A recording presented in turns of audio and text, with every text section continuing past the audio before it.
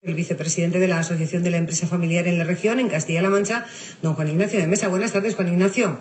Buenas tardes. Muy buenas tardes, muchísimas gracias por atendernos a esta hora, que un 11 de julio a las 4:30 de la tarde, pues yo sé que es una hora introspectiva y que probablemente podría usted estar haciendo 1000 millones de cosas mejor que atender a un medio de comunicación. Por eso le agradecemos mucho que pueda estar con nosotros. Pues atender a los medios siempre es bueno, aunque es cierto que con el calor que hace, claro, apetece otras alternativas. Por eso, que como somos conscientes, yo le agradezco en mi nombre y en el de todos mis compañeros. Pero yo creo que la ocasión lo merece, sobre todo porque estamos hablando de la Asociación de Empresa Familiar de Castilla-La Mancha y igual habría que empezar por el principio. Cuando se habla de empresa familiar en una región como esta, que no sé si está cuantificado, si tienen ustedes cuantificado el porcentaje o lo que significa en generación de PIB para la economía de la comunidad, algún dato de ese tipo. Bueno, normalmente los datos de las empresas familiares, como siempre, tienen una correlación con las pymes y algunas no tan pymes, puesto que hay empresas familiares de una gran envergadura. Los datos es que más del 80% aproximadamente de las empresas de la región son empresas familiares y el PIB aproximadamente es un poquito más. Estaríamos hablando de más del 80% del PIB son empresas familiares. Bueno, pues desde luego un porcentaje muy, pero que muy importante. ¿Qué es lo que significa la firma de este acuerdo de colaboración, repetimos, entre la Asociación de Empresa Familiar de Castilla-La Mancha y la Asociación Española de Asesores Fiscales? Lo que se busca es tener una relación con una entidad como es la Asociación Española de Asesores Fiscales, que aglutina a un porcentaje muy importante de los mejores profesionales en el ámbito del asesoramiento fiscal, para poder colaborar en todo aquello que suponga actualización de conocimientos, relación institucional para poder dar clases, cursos o en un momento determinado asesoría a aquellas empresas que lo precisen, tanto en el ámbito institucional de la propia asociación como en las empresas a título personal. Y esto pues se va a materializar en una serie de reuniones que se harán en el ámbito de cada una de las provincias de la región, en colaboración con otras instituciones, pues para poder crear unas mesas de debate sobre el marco jurídico en los temas fiscales en el que nos movemos. Ahora mismo la empresa familiar de Castilla-La Mancha, con respecto a pues toda la situación fiscal, ¿cómo está? ¿Cómo se ve afectada? Bueno, pues como todos los empresarios, sean o no empresas familiares, y como todos los contribuyentes, sean empresarios o particulares, pues con una situación en la que es evidente que la presión fiscal, en función de la crisis por la que estamos atravesando, pues ha alcanzado unos porcentajes que obviamente a todos nos parecen muy elevados. Otra cosa es que debemos de asumir como componentes de una sociedad que tenemos que colaborar en los gastos públicos con el pago de los impuestos, y lo que procuramos es racionalizar que dicho pago no interrumpa el proceso de funcionamiento de las empresas, porque esto conlleva a medio y largo plazo una situación de crisis para todos. Si las empresas están con una presión fiscal que no pueden soportar, es evidentemente que las empresas desaparecen, con lo cual hay menos ingresos fiscales, con lo cual se produce una situación de mayor déficit, con lo cual hay mayor financiación de gasto público, esa financiación detrae dinero del circulante de las empresas, con lo cual estas lo pasan peor, etcétera, etcétera, etcétera. Entonces hay que intentar compaginar el que haya una situación que permita la supervivencia de las empresas para que éstas creen riqueza, permita pagar impuestos y permita salir de la crisis de una vez por todas.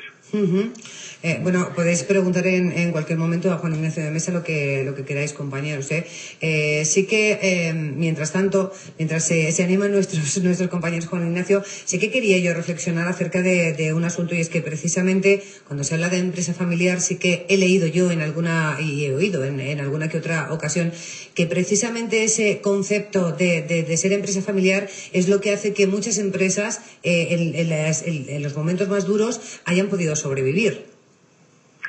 Siempre y cuando exista unión entre los componentes de la familia que tienen vinculación con la empresa. Claro.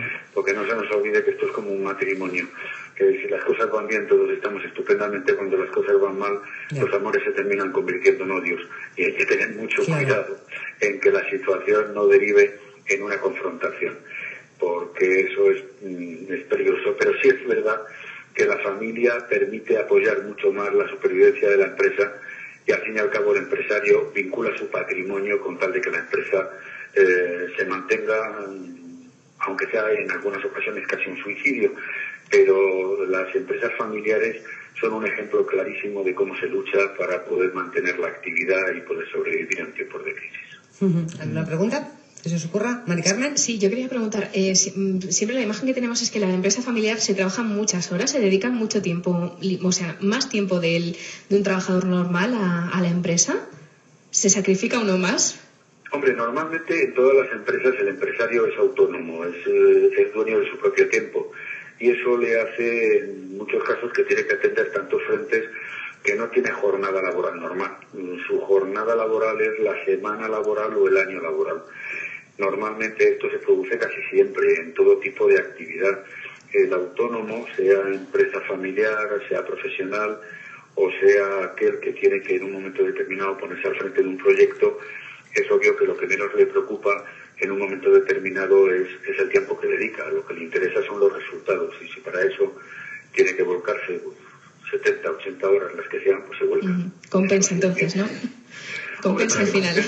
Más que compensa, es que hay que dar pedaladas en la bici para que se mantenga bien. Y lo que no te puedes permitir es el lujo de dejarte de dar pedaladas.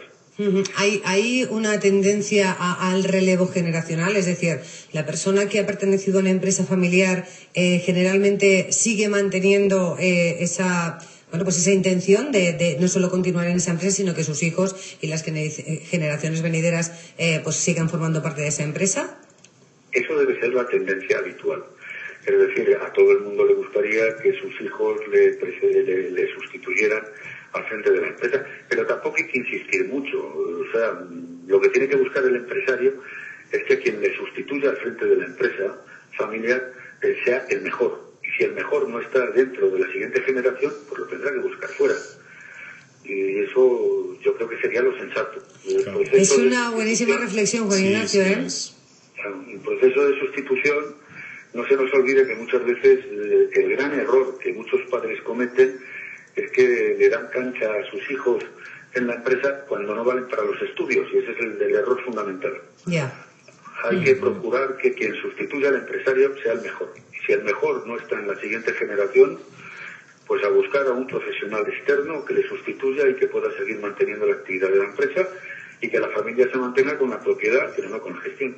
¿Y se nota, por ejemplo, se puede hablar de ese cambio, por ejemplo, de mentalidad? ¿O todavía nos cuesta mucho, sacrificar a lo mejor a una generación nuestra, consanguínea, por decirlo de alguna forma, que nos une la sangre en favor de una persona que venga de fuera? Aun sabiendo en el fondo que puede ser un poco la solución a nuestros problemas, ¿no?